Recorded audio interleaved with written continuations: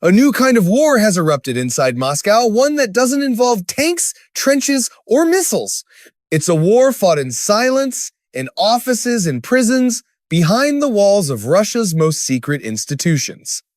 The Federal Security Service, FSB, once Putin's most trusted weapon, is now at open war with the Russian military itself. What started as whispers of anti-corruption has turned into an all-out internal purge, and this conflict is wounding Russia far worse than any Ukrainian counteroffensive ever could.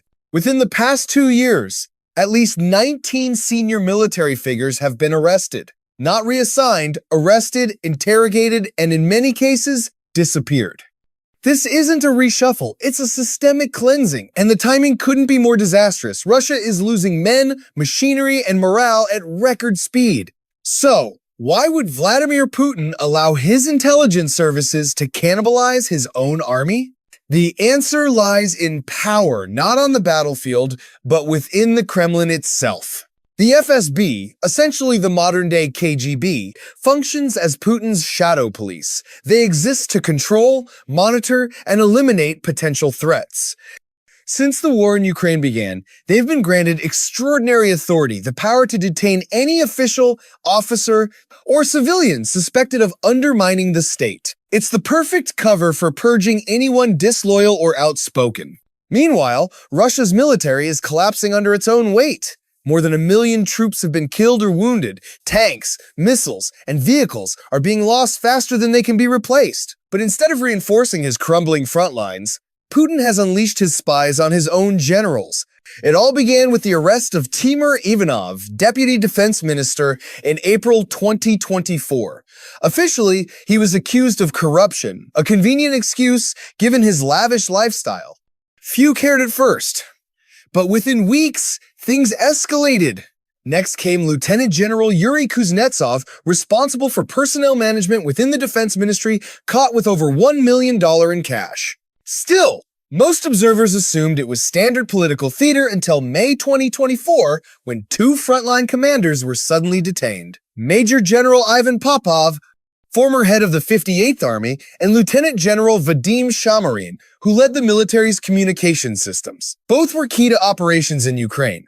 Both were arrested under vague charges of bribery and fraud. What's really happening is no mystery to insiders. The FSB's pattern is clear. They dig up compromising information on military officers, hold it as leverage, and strike when it benefits them most. Take Shamarin, a communications specialist with deep ties to field commanders. Communications have been one of Russia's greatest failures in Ukraine, with constant breakdowns and intercepted transmissions. When Moscow needed someone to blame, Shamarin became the perfect scapegoat. Even Ivan Popov, once hailed as a hero of Chechnya and Crimea, was not spared. In 2023, Popov criticized his superiors for incompetence, an audio leak that infuriated the Kremlin. Putin couldn't arrest him then, not after the Wagner mutiny had just shaken Moscow. But the FSB waited, and when the timing was right, they took him down, branding him another corrupt general. It's a chilling pattern. Punish the competent, preserve the loyal. Sometimes, to make these purges appear balanced, the Kremlin includes genuinely corrupt or incompetent officers like Lieutenant General Sukhrob Akhmedov, infamous for disastrous leadership of the 20th Combined Arms Army. His removal made the broader crackdown look legitimate, hiding the real goal: to eliminate anyone capable of independent thought or military dissent. This isn't about corruption, it's about fear and control. Putin's spy agency is sending one message: stay silent, obey, or vanish. The irony is staggering. At the very moment Russia faces its bloodiest conflict since World War II, its own institutions are at war with each other. Since 2022, Russia has lost over 430,000 soldiers. That's more than in Afghanistan, Chechnya, and Syria combined. The military bleeds out roughly 1,000 men every day, while making only microscopic territorial gains, just 5,000 square kilometers in 2024, less than 1% of Ukraine's territory.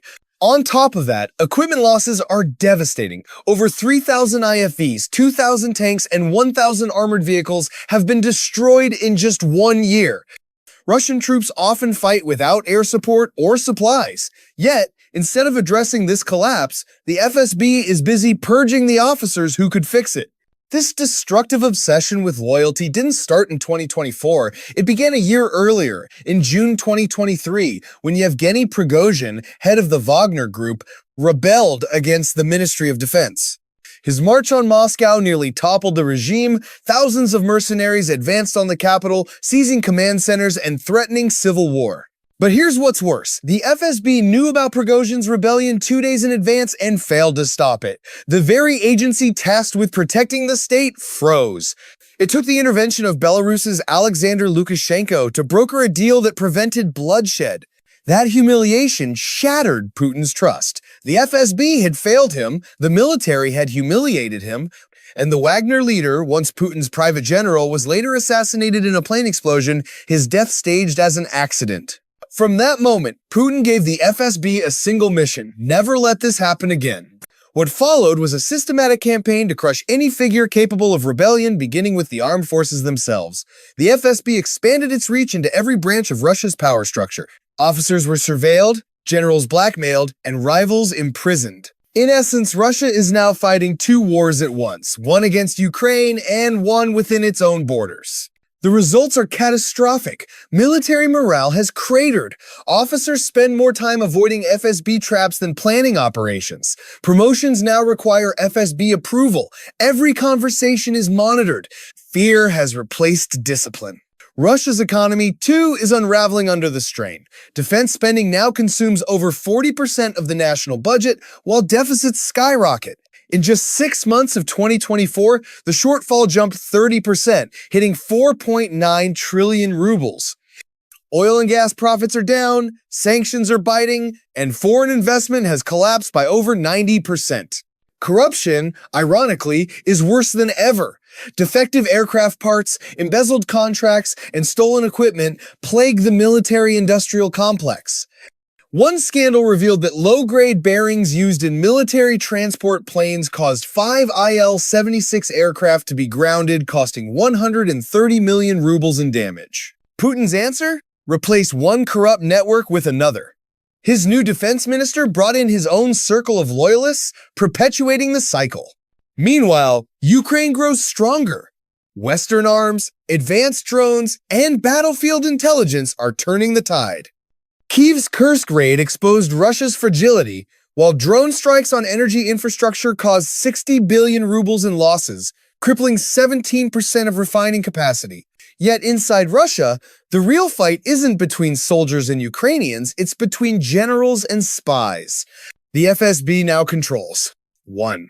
Personnel promotions, using corruption files to decide who rises or falls. 2. Budget oversight, convincing Putin to let them manage defense spending. 3.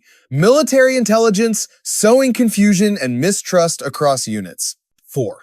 Psychological domination, cultivating paranoia so deep that commanders fear their own men. The agency has transformed itself into Russia's true power center, quietly preparing for the post-Putin era. Its ultimate goal? Total control of the state when Putin dies or steps aside. But this concentration of power comes at a staggering cost. Russia's front lines are fracturing, its regional armies drifting toward independence.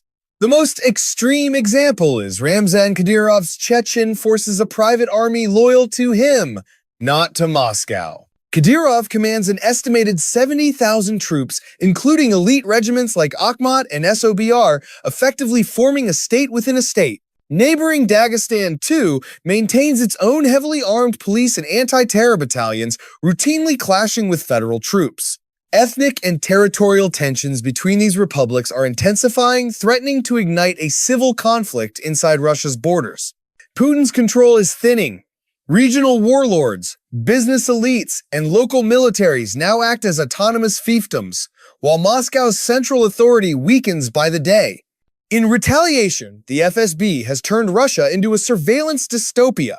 Political prisoners number in the hundreds. Thousands have been detained for dissent.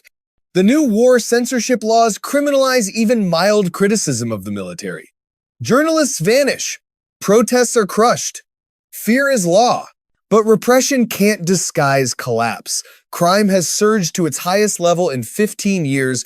fueled by returning soldiers, many of them ex-convicts, bringing violence and trauma back home. Internationally, Russia's prestige has crumbled. Kazakhstan, Uzbekistan, and Armenia are seeking alternatives to Moscow's protection, turning toward China and Turkey. The empire Putin claimed to rebuild is splintering not from outside attack, but from internal decay. The truth is grim. While the world watches tanks move across Ukrainian fields, the real war for Russia's future rages inside the Kremlin. A war of paranoia, betrayal, and ambition. The FSB and the military are no longer two sides of the same coin, they are two knives at each other's throats, and the outcome of that hidden civil war will decide whether Russia survives at all. Because once a superpower starts fighting itself, it rarely stops.